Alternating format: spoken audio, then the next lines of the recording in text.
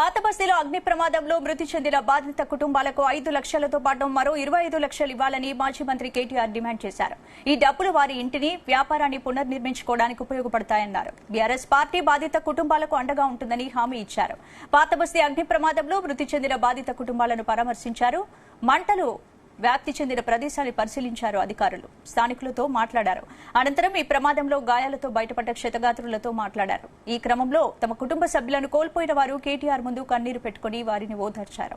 అగ్ని ప్రమాదంలో బాధితులు సర్వం కోల్పోయారని, తెలంగాణ ప్రభుత్వం వారిని ఆదుకోవాలన్నారు.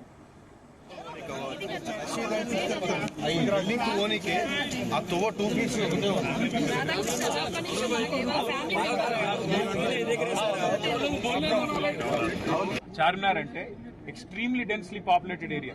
ఇక్కడ ఒక ఫైర్ ఇంజన్ రానికి పోనికి కూడా జాగుండదు. తెల్లారు లేస్తే అంత ట్రాఫిక్ ఉంటుంది. మరి ఇక్కడ ఏమన్నా అయితే ఎట్లా అనే ఒక ఆలోచన ముందు నుంచి ఉండాలి. ఇక్కడ ఫైర్ హైడ్రెంట్స్ పనిచేస్తున్నాయా లేవా, నీళ్ళు ఏడికెళ్ళి తేవాలి. ఇంజన్ అంతే వచ్చింది, నీళ్ళు ఏడికెళ్ళి తెచ్చుకోవాలి. లాస్ట్ మినిట్లా ఆ సోయి ఉండాలి, అధికారులకు ట్రైనింగ్ ఉండాలి, ఎప్పటికప్పుడు మాక్ డ్రిల్స్ ఉండాలి. అవేవి లేవు. ఇది మంచిది కాదు. రెండోది, అంబులెన్స్ వచ్చినాక ఆక్సిజన్ మాస్కులు లేకపోతే ఫైర్ యాక్సిడెంట్ అయిన కాడికి ఏం లాభం? వాళ్ళ బాధంతా ఏంటంటే 17 మంది చిన్న పిల్లలు 8 మంది పోయినారు. ఇంతకంటే అన్యాయం ఉంటుందా సార్? దయచేసి ఇంతకంటే దుర్దినం మా జీవితంలో లేదని వాళ్ళు చెప్తున్నారు. మేము కూడా ప్రభుత్వాన్ని ఒకటే కోరుతున్నాం. చచ్చిపోయినాక కాంపెన్సేషన్ ఒక 5 లక్షలు ఏదో ఇచ్చి చేతులు దులుపుకున్నాడు కాదు. భవిష్యత్తులో ఇంకెవరు చావకుండా చూడండి.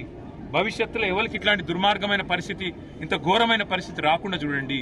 దయచేసి మీరు చేస్తున్నారు కొన్ని పనులు, ఇంకా మంచి పనులు చేయండి. అందాల పోటీలని వాటి మీద పెట్టిన శ్రద్ధ దీని మీద కూడా పెట్టండి. వాటి మీద పెట్టే ఖర్చు ఇక్కడ కూడా పెట్టండి. ఇక్కడనే కాదు, ఒక ఓల్డ్ సిటీ అనే కాదు, హైదరాబాద్ అనే కాదు, రాష్ట్రంలో ఏ మారుమూల పల్లె గాని పట్టణంలో గాని యాక్సిడెంట్ అయ్యింది అంటే వెంటనే ప్రాణాలు కాపాడుతందుకు కావాల్సిన సరుకు, సరంజామా, మనుషులు, ట్రైనింగ్ ఇవన్నీ ఉండాలి. అవన్నీ ఉండకపోతే ఉత్తగానే వచ్చినాం పోయినామంటే కరెక్ట్ కాదు.